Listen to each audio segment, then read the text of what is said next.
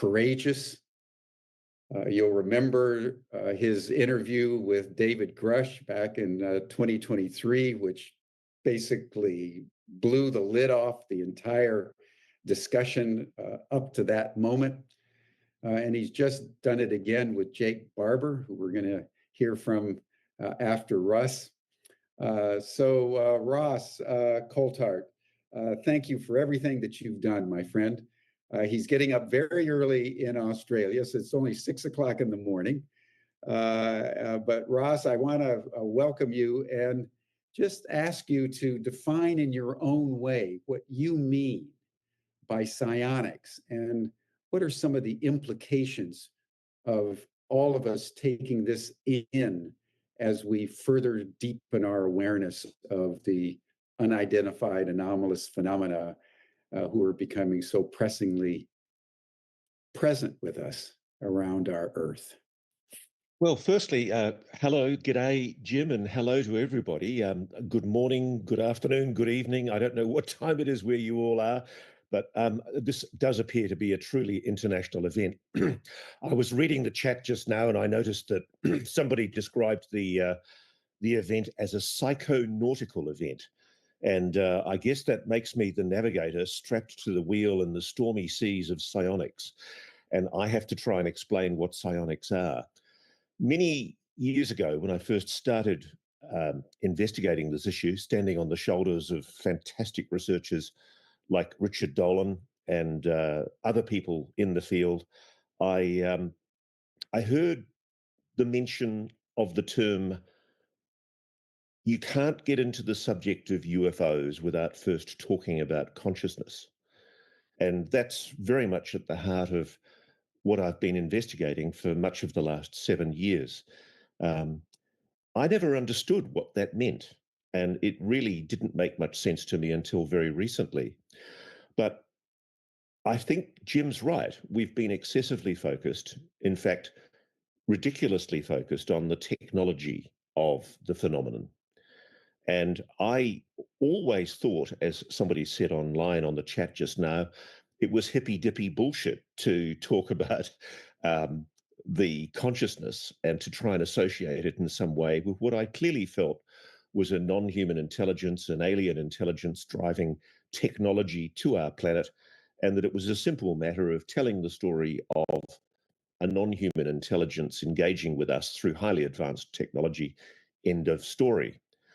But as your psychonaut, I've come to the realization that psionics is essentially the most important aspect of the whole phenomenon, and it's been there under our noses all along. What we're talking about is, I suspect, a hitherto unrealized inherent capacity of probably all humans to engage, yes, spiritually, with the phenomenon. The evidence has been there all along with the work, for example, being done by Professor Gary Nolan and others, looking at the fact that there is growing evidence that the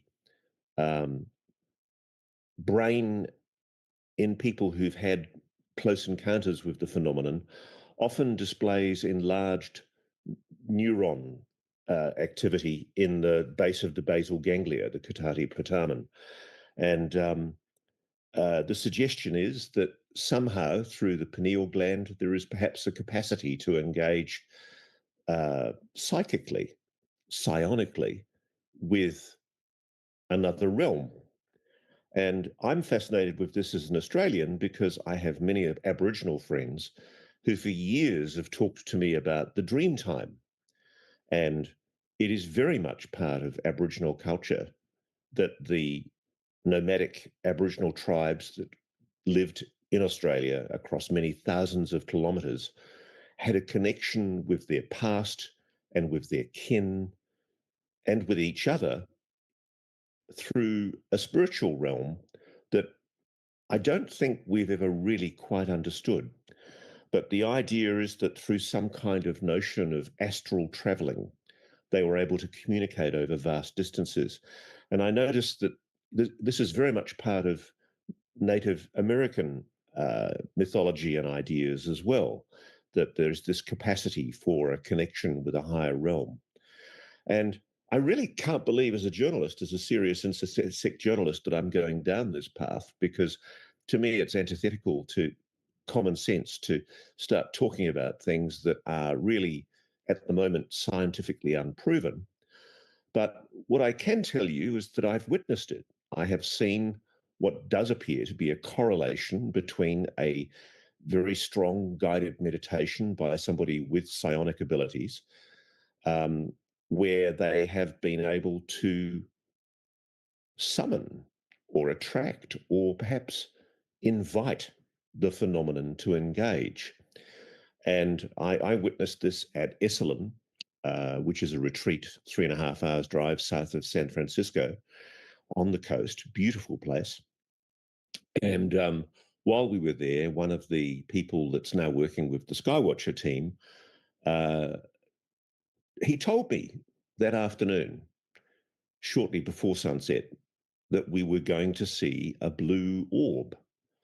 And in the course of the evening, he summoned 2 golden orbs, and they literally arrived, moved closer and closer towards us from the horizon, and did appear to respond to his entreaties and our entreaties to come closer.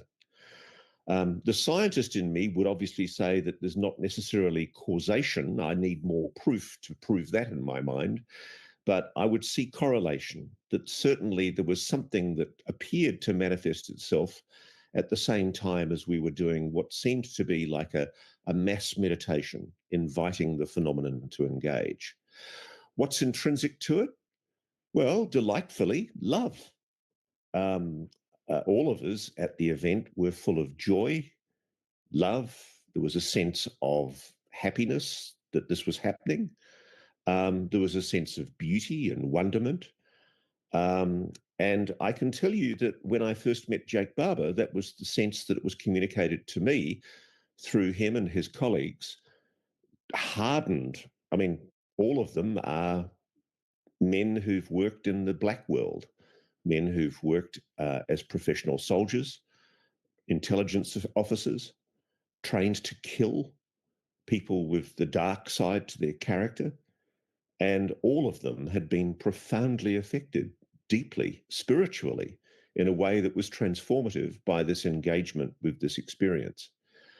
And so psionics to me is a broad term to describe a human capacity to engage psychically in some way with the phenomenon. And I'm fascinated, especially by the work of Stu Hameroff, who actually was at Esalen. He's a neuroscientist who's done a lot of really early work into what are called microtubules, which he believes are the scientific reason why this connection is possible. And as is so often the case, I think material science is only now catching up with what I suspect has been known by humanity and lost by our technologically crowded world by much of humanity. But we've known it for thousands of years, this capacity to engage with a phenomenon that is in another realm. And I think we're on the beginning of how does one say it, a psychonautical journey. And yes, as I noticed somebody earlier referred to it as hippy dippy shit, it bloody well is. And you'd better get used to it because it's going to be a rocky ride. I'm happy to answer any more questions, Jim, but I hope that serves as an introduction to psionics. Thank you so much, Ross. Just one additional question. Have you yourself had an experience that you would characterize as psionic in some way? You've mentioned that people that you know, but you've been at this, exploring it more deeply than most. And I'm just wondering about your own personal experience. Um, I haven't been able to. I've spent a lot of time trying to learn how to meditate, and I'm getting reasonably advanced at it. I have a beautiful field near my home where I go and lie down on the grass and I look up at the stars, and I certainly invite the phenomenon to manifest itself. I have a daughter who frequently engages with the phenomenon, and it manifests itself quite overtly to her. But my dear friends, one of whom, JP Haig, is gifted with the ability to engage in this way, he tells me he thinks the phenomenon is keeping me skeptical by not manifesting itself to me so overtly. Um, but what I have had is a strong sense in my work as a journalist of being serendipitously pushed. Um, I cannot explain the weirdness, the high strangeness of working as a journalist in this field.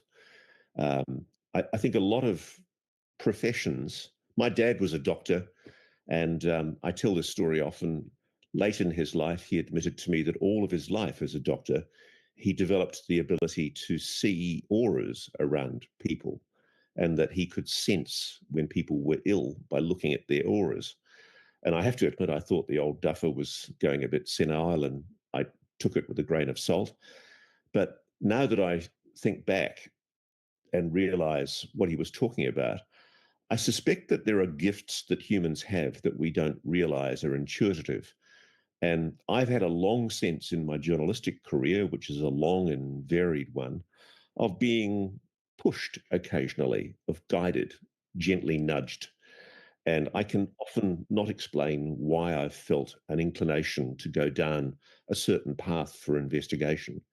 And certainly in the field of UAPs, I set out 7 years ago to write a book to debunk all this UFO nonsense. I was absolutely convinced I was going to prove that it was a black world US Air Force program. And it was only a matter of time before I found this technology buried in a hill somewhere. And it was all complete balderdash. And hilariously, I found myself being serendipitously pushed and guided into what is now a full-time obsession with the reality of this phenomenon. And that includes the technology, if you like, of UAPs. But I think the technology is the least interesting aspect. And I now understand what people were talking about from the intelligence community when they said to me all those years ago in a Georgetown bar, if you want to understand UAPs, you have to understand human consciousness. Yeah. Mm. Thank you, Ross. We'll circle back to you